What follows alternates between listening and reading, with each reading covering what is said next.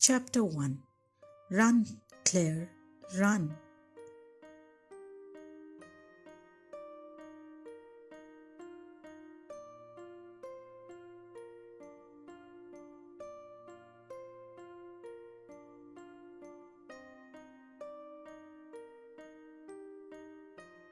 Christmas was only a week away, and Claire had still not decided where she would be going this year.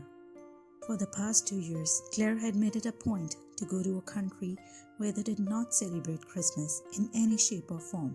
On the 25th of December, she wanted the world to be as silent and ordinary as it was on any other day.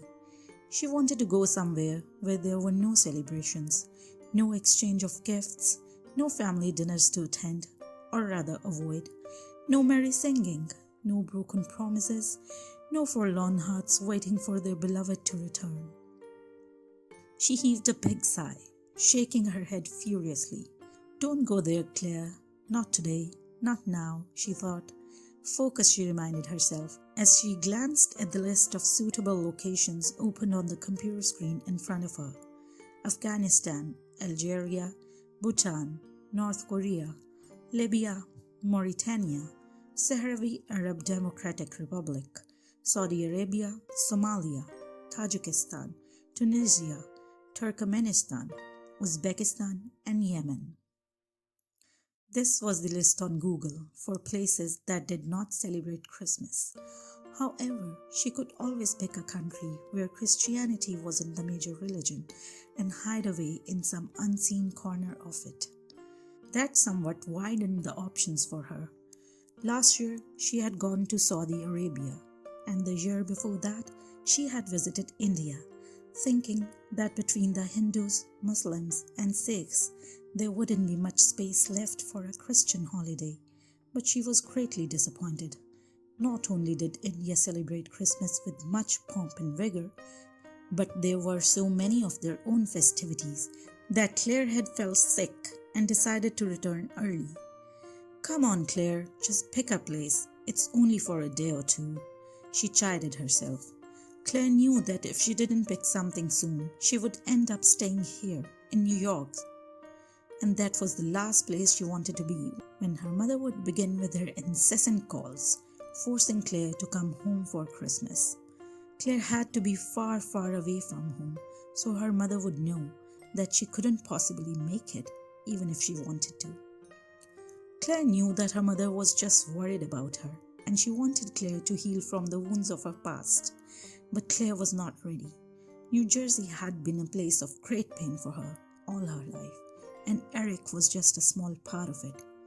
No, Claire had to get away, had to be away from the place that had always been her home, and yet still never been one. She had spent her whole life being tossed around from one corner of the place to another. Granted that New York wasn't that far off, but at least it was in New Jersey. Out of the corner of her eye, Claire saw Heather coming over in her direction. She quickly closed the web page she had been looking at and returned to the one on the newest finding of King Tut's tomb. Maybe she'll go to Egypt, she thought.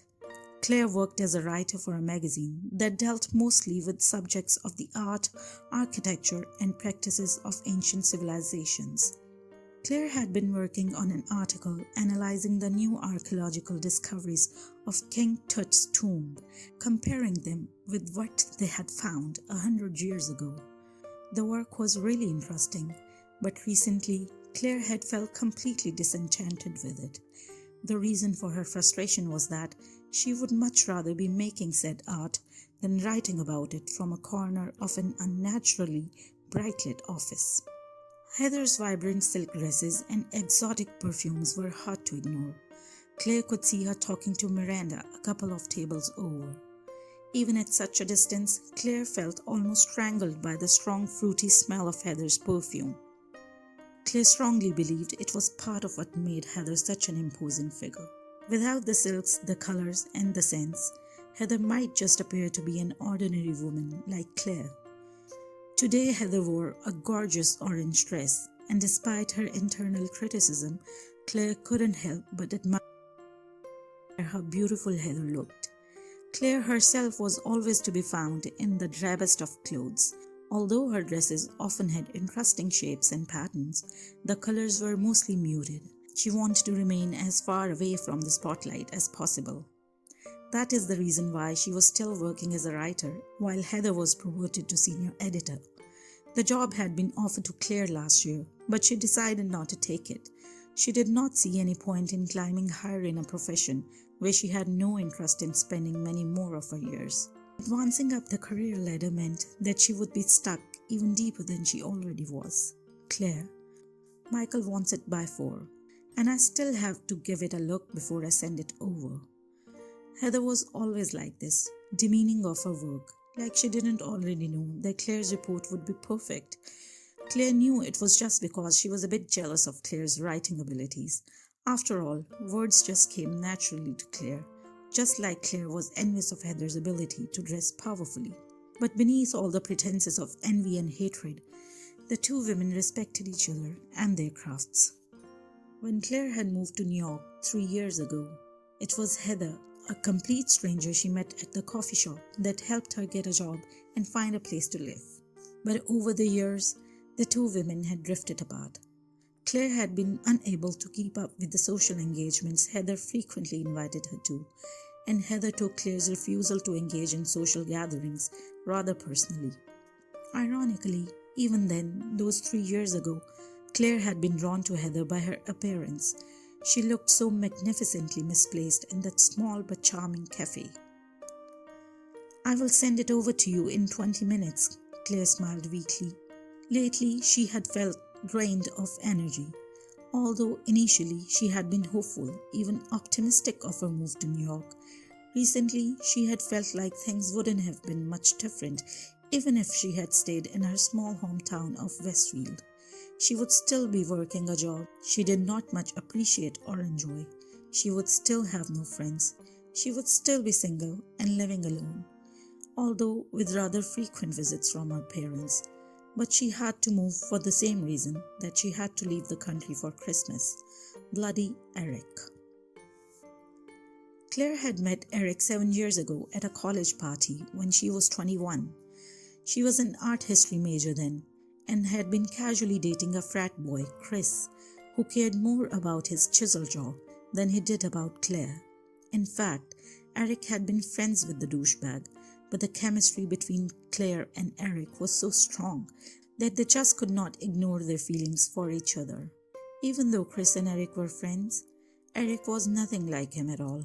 He was quiet, considerate, and sensitive, but he was also very reserved, secretive.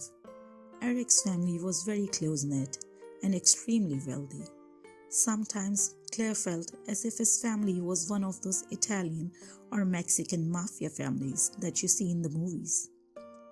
Life with Eric was a whirlwind, always exciting, uncertain, and fun. They were in the 3rd year of their relationship when he suddenly had to leave for Ontario to attend to some family business. "Please don't go," Claire pleaded, pouting.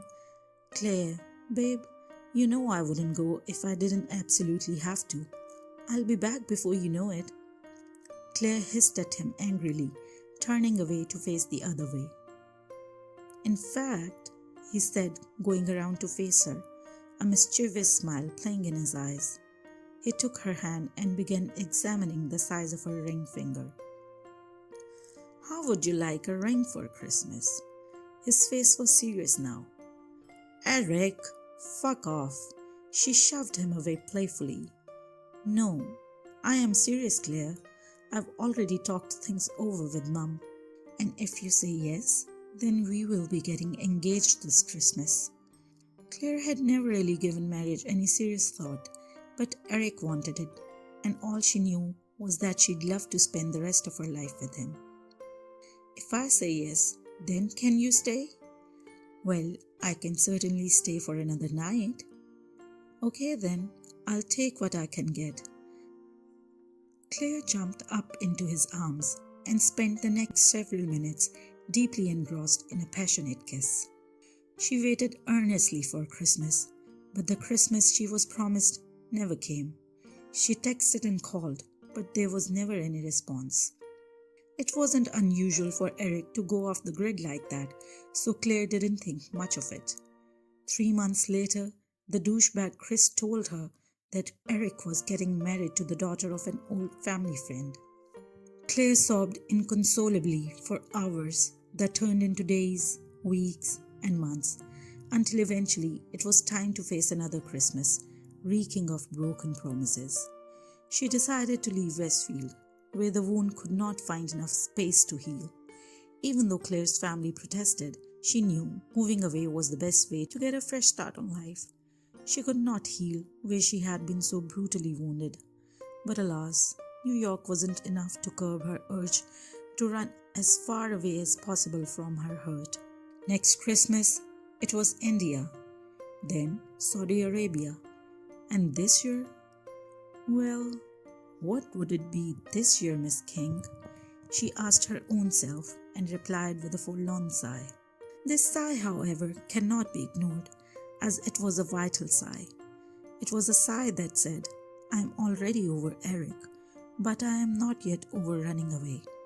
This sigh knew that this time around, our dear Miss King wasn't running away from Eric or his unmet promises, but from something else that she was not yet ready to face.